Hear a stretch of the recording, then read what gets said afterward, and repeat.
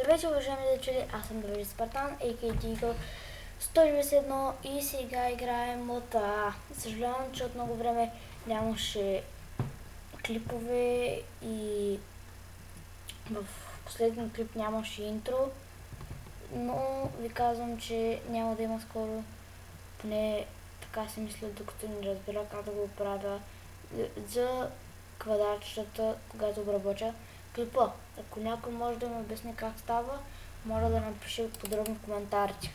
Да, сега играем в Fast and Furious San Andreas и нормален скин е на този дядка.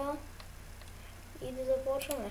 Сега ще се взема гъчна кола от Real Cars и тя ще е... Coming soon to Los Santos Convention Center, it's Mike Andrews. Poor people, stop complaining. Start living. You can't take the money with you when you die. Even I can't. He's changed millions of lives with his book, Rags Up. Ето така е най-добре.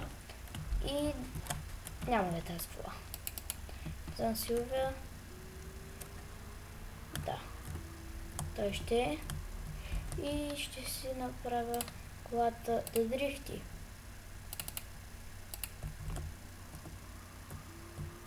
Така, малко начало ще правим дрифт.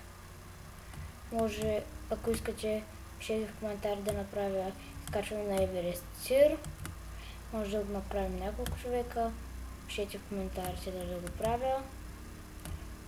Ако искате, има много искащи, ще го направя. Но трябва първо да се съберем много хора. Ако искате, сигурно няма да е скоро. Защото пак няма да снимам известно време. И да, продължаваме с клипа.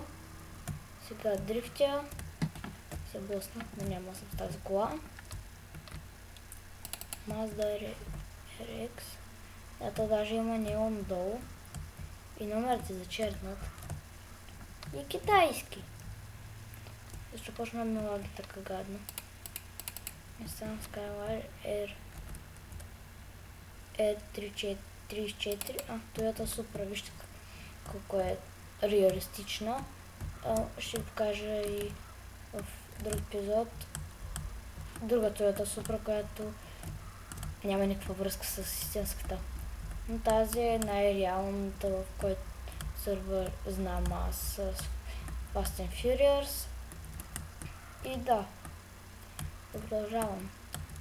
Ако се чуете защо е кабрио, тя по принцип, ако сте гледали Бързи и яростни, по принцип, когато си е кабрио, не може да ви се падне обикновено да не е кабрио. И да, Mitsubishi, Mazda е RX-7 Visible, Dodge Charger, съжалявам. Има BMW M5, която е най-бързата кола без подобрения. С един приятел го установихме. Да ви кажа, това не е български сървър. Има един друг, който пак е нещо като Fast and Furious, който има и българи. Да, тук някакви чингета правят нещо. Но няма смисъл да ги следваме или нещо да им правим. Така ще ги оставаме. Да, ще ви покажа други коли. Shelby GT 500, Dodge Challenger. Този път е вече Challenger. Това е една кола, която ме кефи доста как изглежда. Lexus и Dodge Charger Delta. Това е някаква измислена кола, подобие на истинската. Flipcar. Това е от Бързи яростни 5. Ако сте го гледали, много готина кола, ама не е бърза. Вижте само колко дига до вдясно. Няма 180. Да, и няма същи умения като в филма. Nissan Skyline R35. Първо беше R34, мисля. Да, R34. Но според мен няма никаква разлика, вижте. Има. Аз съм се объркал от друг сервер.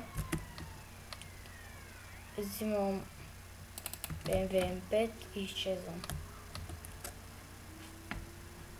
Да, тук към това BMW му се отварям прозореца си, както да го спалните и кога това да го спалните. Съжалявам за лага, но сега мисля да се разкарам по малко. Ако искате някакви други клипове на МТА, както казах за тировете, напишете в коментарите. Ако искате нещо друго да правим на МТА, пишете и аз сигурно ще го изпълня. Да ви кажа, чета коментарите и да. Сега ще вкараме малко, но ще се телепортирам на Еверест. Не. Да подръпча малко на летището. Да, виж какво е бъгнато. Като натиснете бът, ви излиза това меню. Аз тук съм си ги сейфал тези. За дрифта и високата кола с бързото движение.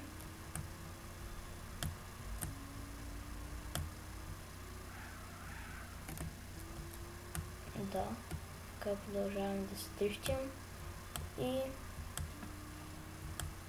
мисля това да този клип след малко да го свършвам, защото няма какво друго да кажа. Ако искате други такива клипове, повтарям, пишете в коментарите и това ваше желание сигурно ще се изпълни. Ще подрича още малко, както казах, и ще свършвам клипа. Съжалявам, че много повтарям думите, но така е. Казвам ви, няма да мога да снимам пак известно време, защото ще имам проблеми. До към 1-2 месеца няма да мога да снимам. И да, трябва да свършим клипа. До следващия клип, аз бях Давиди Спартан, a.k.a. Eagle 191 и до следващия клип. Чао!